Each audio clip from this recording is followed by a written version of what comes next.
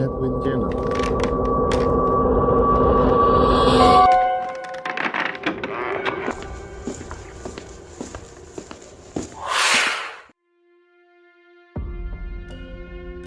Assalamualaikum warahmatullahi wabarakatuh.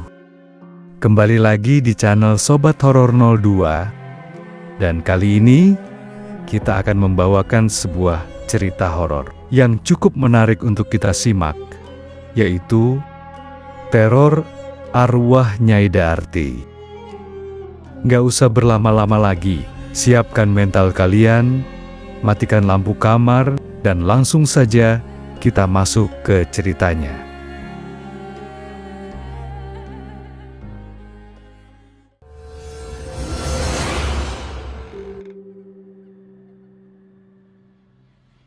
Pernahkah kamu membayangkan datang ke sebuah desa terpencil yang katanya angker, desa di mana setiap sudut jalannya menyimpan cerita dan setiap pohon besar di tepi jalan dianggap punya penunggu? Malam ini, aku akan ceritakan kisah seorang wartawan muda bernama Arga yang harus meliput sebuah tempat. Tempat yang penuh misteri. Arga adalah wartawan investigasi, masih muda, idealis, dan punya rasa penasaran yang tinggi. Ia terbiasa mencari berita yang tidak biasa, yang membuat bulu kuduk orang lain merinding hanya dengan membacanya. Dan kali ini, redaksi menugaskannya ke sebuah desa yang namanya jarang sekali terdengar. Letaknya jauh di pedalaman. Harus menempuh perjalanan berjam-jam, melewati hutan dan jalanan tanah. Desa itu dikenal dengan satu hal. Kisah tentang arwah penasaran bernama Nyai Darti. Hari itu, sore menjelang malam, Arga sampai di desa. Langit berwarna oranye kemerahan, tapi hawa dingin terasa menusuk meski matahari belum sepenuhnya tenggelam. Begitu ia turun dari mobil sewaan yang mengantarnya, pandangan pertama yang ia lihat membuatnya merinding. Rumah-rumah di desa itu berdiri jarang-jarang. Kebanyakan terbuat dari kayu dengan tiang tinggi. Atapnya banyak yang sudah rapuh, ditumbuhi lumut. Jalan setapak yang ia lewati sepi. Hanya ada suara ayam dan anjing yang menggonggong entah kemana. Tapi yang paling membuat Arga gelisah adalah tatapan warga desa. Orang-orang menatapnya seakan ia orang asing yang seharusnya tidak datang ke sana. Sebagian menutup pintu ketika ia lewat. Beberapa ibu-ibu bahkan berbisik sambil memandang ke arahnya, lalu buru-buru menghindar.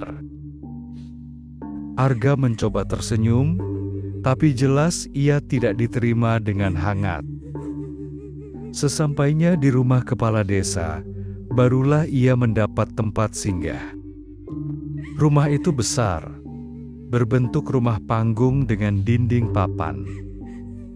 Kepala desa, seorang pria berusia sekitar 50 tahun, menyambutnya dengan wajah serius.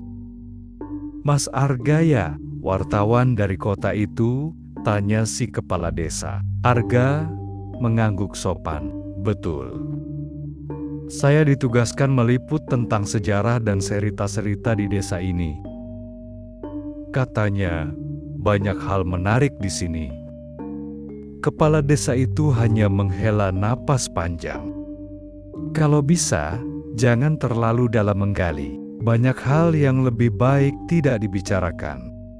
Ucapan itu justru membuat rasa penasaran Arga semakin besar. Ia yakin ada cerita besar yang selama ini ditutup-tutupi. Malamnya, setelah makan malam sederhana bersama keluarga kepala desa, Arga duduk di beranda rumah panggung. Udara malam terasa dingin menusuk. Lampu minyak bergoyang tertiup angin, menciptakan bayangan aneh di dinding kayu. Dari jauh, terdengar suara burung hantu bersahutan. Sesekali, suara ranting patah di hutan dekat desa membuatnya menoleh dengan rasa tidak nyaman. Seorang pemuda desa bernama Wira, yang sejak sore tadi menemani Arga, akhirnya membuka percakapan. "Mas, tahu nggak kenapa orang-orang di sini pada nggak suka cerita-cerita lama diungkit?" tanyanya pelan. Arga menoleh penasaran. "Kenapa memangnya?" "Karena Nyai Darti itu." Wira langsung terdiam. Sorot matanya berubah, seakan ia baru saja mendengar nama yang terlarang. "Jangan sembarangan nyebut namanya malam-malam gini, Mas. Arwahnya bisa dengar." Arga hanya terkekeh kecil. "Ah, masa iya? Saya kan cuma mau tahu sebenarnya siapa Nyai Darti itu." Wira menelan ludah sebelum akhirnya bercerita. Suaranya nyaris berbisik. "Dulu, Nyai Darti dikenal sebagai dukun beranak. Banyak orang minta tolong padanya. Tapi ada juga yang bilang dia pakai ilmu hitam. Katanya dia bisa bikin orang kaya mendadak, tapi dengan syarat harus kasih tumbal." Arga mendengarkan dengan mata berbinar. Cerita ini lebih menarik dari yang ia bayangkan. Tapi Wira melanjutkan, akhir hidupnya mengenaskan. Dia dituduh mengutuk anak kepala desa waktu itu sampai mati mendadak. Warga marah, dan Nyai Darti dihajar ramai-ramai. Mayatnya katanya dibuang ke sumur belakang rumahnya. Arga tercengang. "Jadi dia mati tidak wajar?" Wira mengangguk pelan. "Iya, dan sejak saat itu arwahnya nggak pernah tenang. Malam-malam sering terdengar tangisan dari sumur tua itu. Ada juga yang bilang pernah lihat sosok perempuan berkebaya lusuh, rambutnya panjang menutupi wajah, mondar-mandir di jalan desa ini." Sejenak, suasana jadi hening. Angin malam bertiup makin kencang, membuat daun-daun bergesekan seperti bisikan samar. Arga menyandarkan tubuhnya ke kursi, mencoba menertawakan rasa takut yang mulai merayap. "Kalau begitu, saya harus melihat sendiri sumur itu. Mungkin besok pagi bisa kamu tunjukkan jalannya." Wira langsung menatapnya tajam. "Mas, jangan main-main. Banyak orang desa yang berani lewat situ saja bisa sakit berhari-hari. Kalau Mas nekat, jangan salahkan siapa-siapa." Arga hanya tersenyum tipis. Meski dalam hati, ada perasaan aneh yang sulit ia jelaskan. Malam itu, ketika ia masuk ke kamarnya, ia masih bisa mendengar suara Wira di luar, memperingatkan sekali lagi agar tidak sembarangan mencari tahu. Tapi rasa penasaran seorang wartawan tidak bisa dihentikan hanya dengan larangan. Dan tanpa Arga sadari, malam itu adalah awal dari teror panjang yang akan ia hadapi. Teror dari arwah perempuan yang tak pernah tenang, Nyai Darti.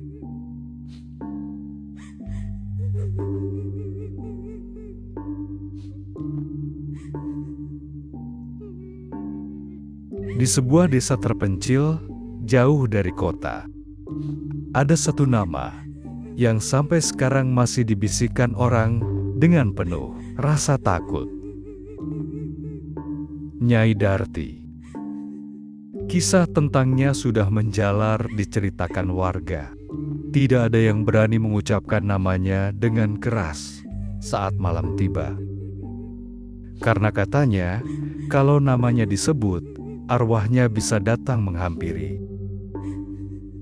Menurut cerita, dulu Nyai Darti bukan orang sembarangan. Ia dikenal sebagai seorang dukun wanita. Banyak orang desa yang datang kepadanya untuk meminta pertolongan, mulai dari hal-hal sepele seperti obat sakit kepala, sampai urusan yang lebih gelap, ilmu pesugihan dan ilmu pengasihan. Di balik sosoknya yang tampak sederhana, Nyai Darti disebut-sebut menyimpan pengetahuan yang tidak dimiliki orang lain. Ada yang bilang ia bisa memanggil roh leluhur. Ada pula yang percaya ia bisa membuat orang kaya mendadak hanya dengan ritual tertentu. Tapi, semakin banyak orang yang datang padanya, semakin banyak pula bisikan-bisikan jahat yang beredar. Warga mulai mencurigai bahwa Nyai Darti tidak hanya sekadar dukun beranak atau tabib kampung. Mereka percaya Nyai Darti menyimpan ilmu hitam. Beberapa orang mengaku melihatnya keluar masuk hutan tengah malam, membawa kendi tanah liat dan sesajen. Ada pula yang bersumpah pernah melihat cahaya aneh dari arah rumahnya, seperti api yang berwarna biru, menari-nari di kegelapan malam. Desa yang awalnya percaya padanya, perlahan berubah menjadi curiga dan takut. Puncaknya terjadi ketika anak kepala desa mendadak jatuh sakit. Anak itu masih kecil, sehat, ceria. Tapi dalam semalam saja, tubuhnya panas tinggi, matanya mendelik, dan ia terus menjerit menyebut nama Nyai Darti. Orang-orang segera menuduh, mereka bilang anak kepala desa itu kena kutukan. Dan siapa lagi kalau bukan Nyai Darti yang melakukannya? Meski tidak ada bukti nyata, ketakutan membuat warga tidak berpikir panjang. Tuduhan berubah jadi amarah, dan malam itu mereka mendatangi rumah Nyai Darti dengan obor dan senjata tajam. Rumah panggung kecil itu dikepung. Nyai Darti keluar dengan pakaian kebaya lusuh dan rambut tergerai. Katanya, malam itu wajahnya pucat pasi, tapi matanya masih tajam menatap kerumunan warga. Anak itu sakit, bukan karena aku, katanya pelan. Tapi tidak ada yang mendengar, tidak ada yang peduli. Warga menyeretnya keluar, memukulinya tanpa ampun. Jeritannya memecah malam, bercampur dengan suara makian dan doa-doa yang dipanjatkan terburu-buru. Kepala desa hanya berdiri diam, wajahnya muram, seolah menyetujui semuanya. Menurut beberapa cerita, Nyai Darti sempat berteriak sesuatu sebelum napasnya berhenti. Aku tidak bersalah, tapi kalau aku mati dengan cara ini, aku akan kembali. Aku akan mencari kalian semua. Tubuhnya kemudian dibuang ke sebuah sumur tua di belakang rumahnya. Tidak ada upacara, tidak ada doa, hanya kegelapan sumur yang menjadi kuburnya. Sejak malam itulah, desa itu tidak pernah mendapatkan ketenangan, apalagi ketika malam sudah mulai gelap. Warga mulai diganggu oleh kejadian yang aneh-aneh. Ada yang mendengar suara perempuan menangis dari arah sumur. Ada yang melihat bayangan perempuan duduk di bawah pohon. Rambutnya panjang menutupi wajah. Kebayanya basah kuyup, seperti baru saja ditarik dari air. Beberapa orang bahkan mengaku bermimpi didatangi Nyai Darti. Dalam mimpi itu, ia menatap dengan mata merah, sambil berbisik, "Kalian semua akan merasakan apa yang aku rasakan." Tak butuh waktu lama, anak kepala desa yang tadinya sakit parah, akhirnya meninggal. Dan semakin banyak warga percaya, kematian itu bukan karena sakit biasa, melainkan balas dendam Nyai Darti. Sejak saat itu, nama Nyai Darti jadi pantangan. Tidak ada yang berani lewat dekat rumahnya, apalagi mendekati sumur tua tempat jasadnya dibuang. Tapi, meskipun warga berusaha melupakan, penampakannya justru makin sering. Orang-orang melihatnya berjalan di jalan setapak, menampakkan diri di tepi sawah, bahkan berdiri di tengah jalan desa saat malam pekat. Sosok perempuan berkebaya lusuh, rambut panjang menutupi wajah, tubuhnya basah kuyup, dan matanya menatap penuh dendam. Itulah mengapa, sampai hari ini, banyak warga percaya bahwa arwah Nyai Darti tidak pernah tenang. Ia meninggal dengan cara yang tidak wajar, penuh amarah, penuh dendam, dan dendam itu masih bergentayangan, mencari siapa saja yang berani mengusiknya. Kalau kamu sering dengar cerita hantu di desa, biasanya bentuknya hampir sama. Entah itu sosok perempuan berbaju putih, anak kecil tertawa di tengah malam, atau bayangan hitam yang melintas tiba-tiba. Tapi, di sebuah desa terpencil yang jauh dari hiruk-pikuk kota, ada satu sosok yang begitu terkenal, bukan hanya sekadar cerita untuk menakut-nakuti anak kecil, tapi sosok nyata yang sering dilihat warga dengan mata kepala mereka sendiri. Namanya Nyai Darti. Warga menggambarkan penampilannya dengan detail yang hampir sama, seakan mereka semua pernah melihat sosok itu secara langsung. Rambutnya panjang, kusut, seringkali menutupi wajah. Pakaiannya kebaya lusuh. Warnanya sudah pudar, seperti kain yang terlalu lama direndam di air kotor. Dan matanya katanya merah menyala, seolah menyimpan dendam yang tidak pernah padam. Penampakan Nyai Darti biasanya muncul di malam-malam tertentu, terutama ketika desa diliputi keheningan. Warga bercerita, sering terdengar suara langkah pelan, suara sandal gesek di tanah basah. Lalu tiba-tiba muncul sosok perempuan itu berdiri di tikungan jalan desa. Salah satu warga yang paling sering diganggu adalah Mak Inah, seorang janda tua yang rumahnya tidak jauh dari hutan bambu. Ia pernah bercerita sambil gemetar, matanya berkaca-kaca, seakan mengulang kembali kejadian mengerikan itu. Malam itu, Mak Inah baru saja pulang dari rumah saudaranya. Jalan desa sangat sepi. Hanya diterangi lampu minyak yang dipasang di depan beberapa rumah. Angin malam berembus membawa aroma tanah lembab, dan suara jangkrik terdengar bersahutan. Saat itu, ia merasa seperti sedang diikuti. Suara langkah di belakangnya begitu jelas. Tap, tap, tap. Pelan tapi teratur, seakan meniru langkahnya. Mak Inah menoleh cepat, tapi tidak ada siapa-siapa. Jalan kosong, hanya bayangan pohon-pohon tua. Ia mempercepat langkahnya, tapi suara itu tetap mengikuti, bahkan semakin dekat. Dan ketika ia hampir sampai di rumah, tepat di bawah pohon beringin besar di persimpangan, Mak Inah melihat sosok itu. Perempuan dengan kebaya lusuh, rambut panjang menutupi wajah, berdiri diam, tidak bergerak, hanya kepalanya perlahan menoleh, memperlihatkan sedikit wajah pucat penuh luka.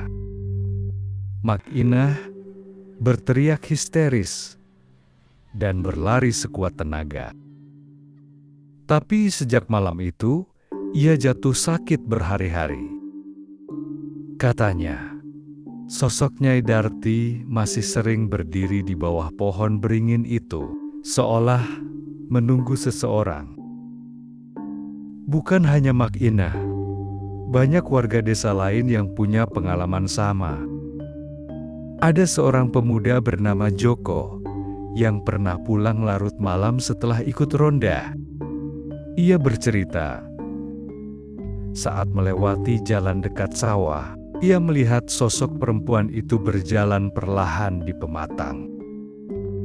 Pakaiannya basah kuyup seperti baru keluar dari air. Joko sempat mengira itu orang yang tersesat. Tapi saat ia mendekat, perempuan itu berhenti, lalu menoleh, rambutnya yang basah menempel di wajah. Dan dari sela rambut itu, tampak senyuman aneh. Senyum yang begitu dingin. Tanpa pikir panjang, Joko kabur. Tapi yang membuatnya semakin takut adalah saat ia sampai di rumah, sandal yang ia pakai ternyata basah kuyup. Seolah ia juga baru saja berjalan di dalam air. Cerita-cerita itu menyebar dari mulut ke mulut, membuat nama Nyai Darti begitu ditakuti. Tidak ada yang berani menyebut namanya sembarangan, terutama saat malam, sebab banyak yang percaya menyebut namanya bisa mengundang kehadirannya. Bahkan, anak-anak kecil di desa sering diberi pesan keras oleh orang tua mereka. Kalau malam, jangan main di luar rumah. Kalau dengar suara perempuan manggil dari kejauhan, jangan sekali-kali menjawab. Itu bisa jadi Nyai Darti yang mencari teman. Semua kisah ini tentu saja membuat Arga, wartawan muda yang baru datang ke desa itu, semakin penasaran. Baginya, cerita-cerita seperti ini bukan hanya legenda. Selalu ada alasan, selalu ada kebenaran yang harus dicari. Namun bagi warga desa, Nyai Darti bukan sekadar kisah lama, bukan dongeng pengantar tidur. Ia nyata, ia ada, dan arwahnya masih gentayangan, mencari sesuatu yang belum selesai. Malam semakin larut, desa tenggelam dalam sunyi. Hanya sesekali terdengar gonggongan anjing dari kejauhan. Dan di tengah sepi itu, orang-orang percaya Nyai Darti berjalan di antara rumah-rumah dengan kebayanya yang lusuh, rambut panjang menutupi wajah, mencari siapa saja yang berani menantangnya.